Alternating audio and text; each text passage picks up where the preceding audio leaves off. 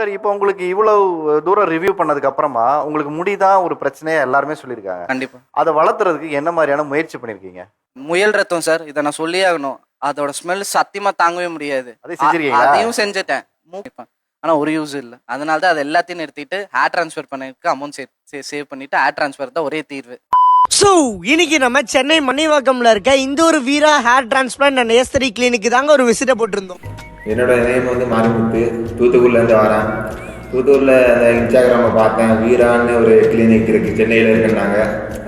அதை பார்க்குறதுக்கு எவ்வளோ தூரம் இருந்தாலும் பரவாயில்லன்னு சொல்லிட்டு வந்திருக்கேன் பஸ் ஏறி. ஆமாம், டாக்டரை பார்த்தேன். டாக்டர் நல்லா எக்ஸ்பிளைன் பண்ணாங்க. நல்லா என்ன சாப்பிட்ணும், எப்படி இருக்கணும் சொன்னாங்க.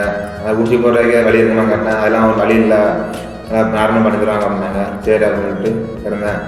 ரத்த டெஸ்ட் எடுக்கிறதுக்கே இன்ஜெக்ஷன் போட்டாங்க. எல்லாமே நார்மலு. மருத்துவச்சி மட்டில் ஒரு போடுற மாதிரி இருக்கும், போட்டாங்க. ஒரு வலியும் கிடையாது, எல்லாமே நார்மலு, பரவாயில்லாமல் இருந்து. சாப்பிட்றதுக்கு எல்லாம் வாங்கிட்டு வந்தாங்க.